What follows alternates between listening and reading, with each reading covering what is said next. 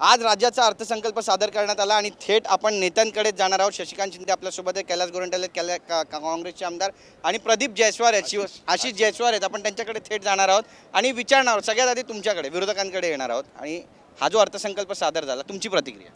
2 महिन्यामध्ये हा अर्थसंकल्प एक चुनावी जुमला आहे। लोकांना आता लोकसभेच्या प्रभावानंतर लोकसभेच्या नंतर आता विधानसभेला ह्या राज्यामध्ये जे वातावरण बदललेलं आहे ते बघितल्यानंतर अशा पद्धतीने ह्या योजना देऊन आपल्याकडं मतपरिवर्तन करता येतं का, अशा प्रकारचा हा जुमला आहे।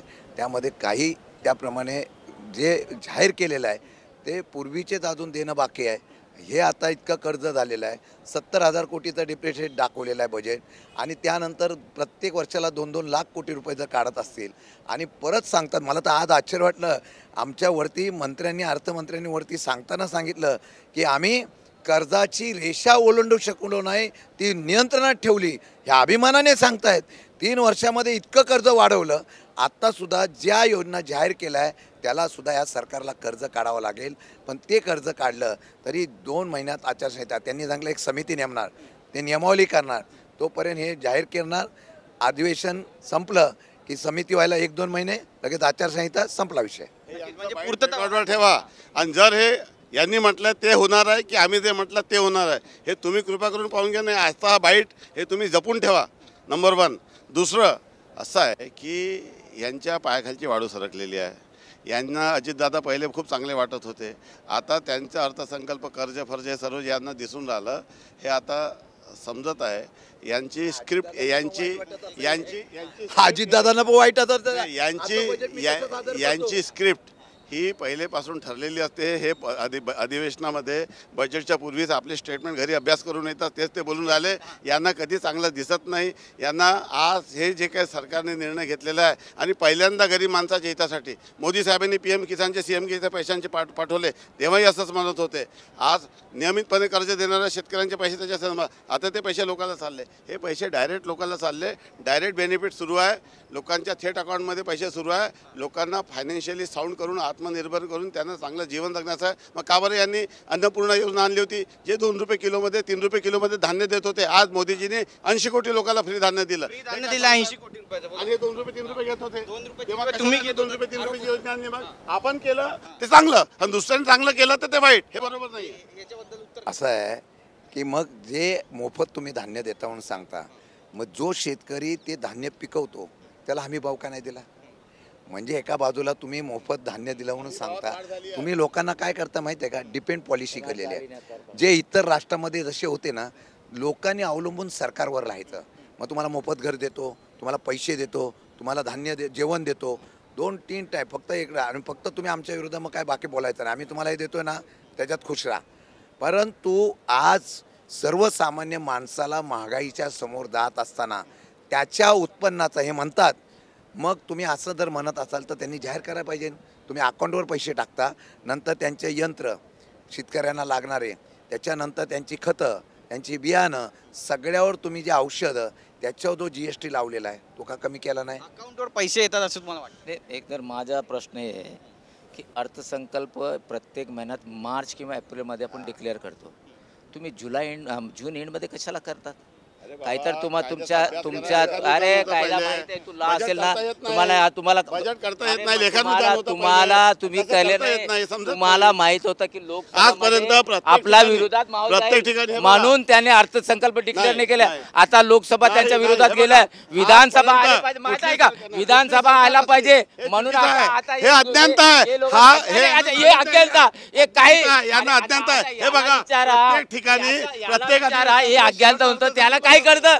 हे अगोदर कुठं होतं? उद्धव साहेबांच्या मागे होतं, त्याच्यानंतर पलटी मारला, इकडं आलं, आता उद्या हे बघ आणि हे पुन्हा हे अपक्ष लढणार का शिवसेनेकडून लढणार विचार याला? हे बघा, मी पहिलेपासून ज्या विचारधारेत होतो त्याच विचारधारेत आहो।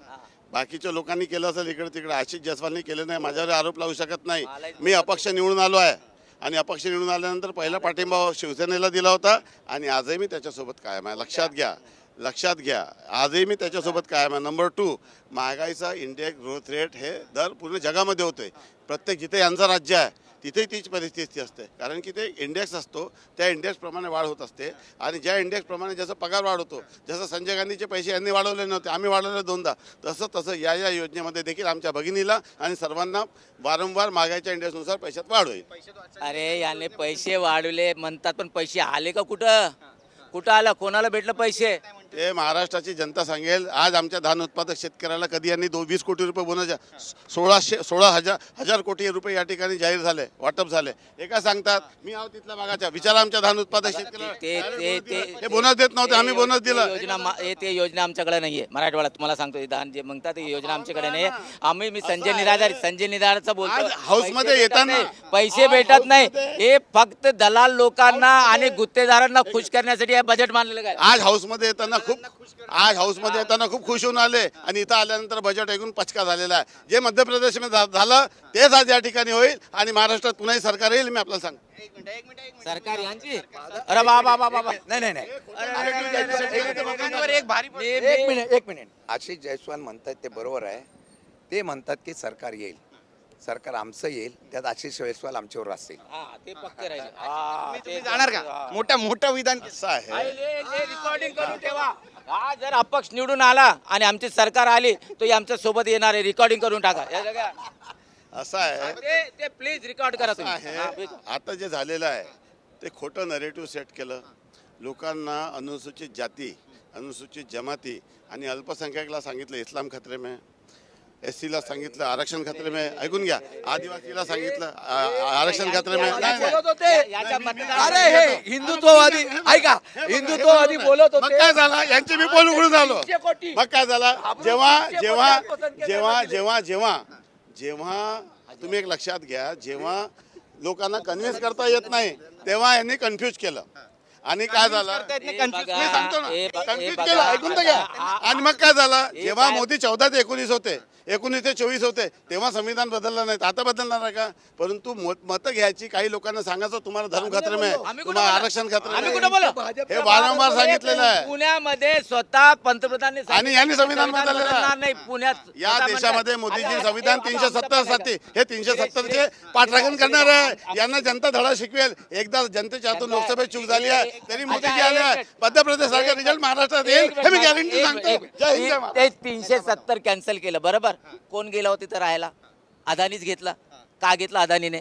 काहीतरी त्या भूभागात भेटतो म्हणून अदानी गेला. महाराष्ट्रात कोण गेला? 370चा फायदा काय झाला? 370 हटवणं चुकीचं आहे. असं जाहीरपणे बोला. एक दुसरा 370 हटवणं आता हा नाही, म्हणतो जाहीरपणे बोला. माझ्या मतदारसंघात हे अनुदान भेटलं. ते याच्या मतदारात लीड कोणाला आहे?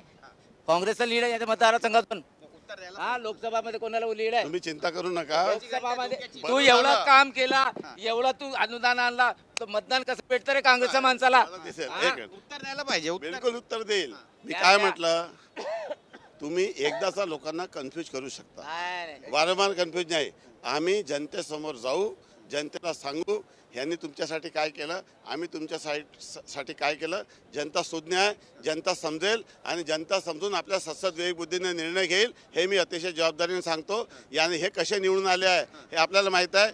यांनी आता आपली आघाडी टिकून ठेवावी सांगतो. आघाडी टिकून एक मिनिट, एकच मिनिट. आघाडी टिकून हे जे म्हणतात जयस्वाल जे म्हणतात ते पटतं. जयस्वालजी म्हणाले, मला एक आजच्या ह्या सगळ्या बजेटमध्ये एक आश्चर्य वाटलं की 30 कोटी जे तरतूद होती अल्पसंख्याकांना ती डायरेक्ट 300 कोटीच्या वरती नेले. म्हणजे हे ऐका, वाईट वाटतं का? नाही ना, मला नाही. तुम्ही मुद्दा टाकला होता, लोकांना कन्फ्यूज करतायत, तुम्ही घाबरला म्हणून केलं. दुसरं घाबरलं म्हणून केलं. दुसरं सांगतो. हे सांगता नेरेटिव्ह सारखं म्हणताय. मी आत्ता सुद्धा त्यांना जबाबदारीने सांगतो की या सर्व महाराष्ट्राच्या घडामोडीमध्ये यांनी किती सांगून द्या, कळलं का?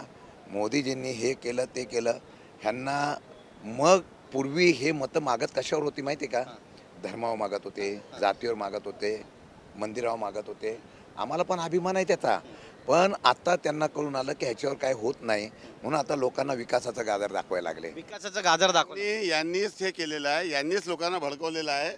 आणि सबका साथ सबका विकास आमचा नारा आहे हे आता लोकांना कळू लागलेलं आहे. लोकांना समजून गेलेलं आहे महाराष्ट्राच्या जनतेला की आपल्या हातून काही चूक घडली आहे. देशामध्ये परत मोदीजी आले, कशासाठी आनंदित होता कशा. आणि दुसरं, महाराष्ट्रात देखील महाराष्ट्राची सरकार येईल आणि तुम्ही तुम्हाला मी सांगतो हां, सांग. खूप जास्त खुश व्हायची गरज नाही आहे जे तुम्ही लोकांना कन्फ्यूज केलं आहे लोकांच्या मनातला संभ्रम आम्ही दूर करू परत लोकांच्या मनात जाऊ त्यांच्या हृदयामध्ये स्थान निर्माण करू आणि विजय घेऊ एक मिनिट कैलाजी एक मिनिट तुम्ही पण थांबा जास्त बोला. कैलाजी तुम्ही मी- खांद्यावर हात मी- टाकलाय माझा- या मागचा उद्देश काय म्हणजे परत मी घेणं भस्मासूर नाही आहे मी एकच सांगणार आता आशिष म्हणतो ना काय होणार चढ़ता सूरज शाम को ढल जाएगा कि बुझेवा चिराग फिर से जल जाएगा वक्त की दरिया में जरा तूफान को तो आने दो कौन कितना पानी में पता चल जाएगा उत्तर कसं चल जाएगा ऐसा आहे हे बघा पुऱ्या महाराष्ट्राच्या लोकांना रिझल्ट कळलेला आहे की यांनी कन्फ्यूज करून लोकांना मतदान दिलेलं आहे यांनी कन्फ्यूज केलं आम्ही कन्व्हिन्स करू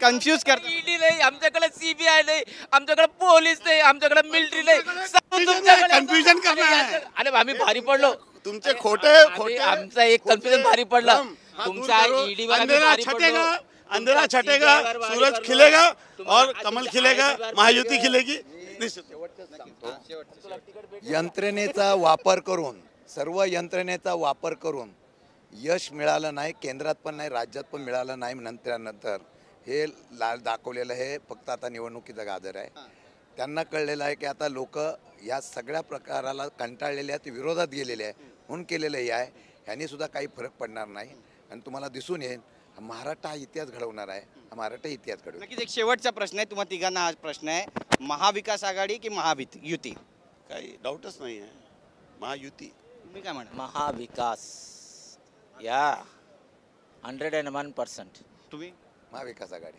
महाविकास आघाडी हे स्वतः हे कैलास गोरंट्याल 2 वर्ष मुख्यमंत्री आले ना असे फडफडत होते कायची सरकार आहे आणि जशी सरकार पलटली तुरंत म्हणजे मी स्वतः साक्षीदार आहे. हेच कंधे पे अफसर रखे होते थे बेचारा बोला गुवाहाटी भी जाके आया लेकिन कुछ फायदा नहीं हो यार क्या बोलूं बोले ये मेरा पूरा सत्यानाश कर दिया बोले एकनाथ शिंदे ने मला एक सांगा आज गाजर आंदोलन तुम्ही केलं तर या मागचा उद्देश काय होता तुमचा असं आहे की परत कन्व्हिन्स करू शकत नाही तर कन्फ्युज करून टाक सीबीआय सीआयडी एवढी संस्था असून गेले ना ते आता विधानसभेत माहित पडेल त्यांना एक शेवटचा शेर आणि त्यानंतर अंत किती बोलू बाद में कल बोलू तर आपण पाहतोय या ठिकाणी कैलास गोरंट्याल यांनी आपली बाजू मांडलेली आहे त्यासोबतच इतर नेते यांनी सुद्धा आपली बाजू मांडलेली आहे भविष्यामध्ये महाविकास आघाडी येणार की महायुती येणार पाहणं महत्त्वाचं ठरेल कॅमेरा पर्सन योगेश गुरवसह गिरीश गायकवाड TV9 मराठी मुंबई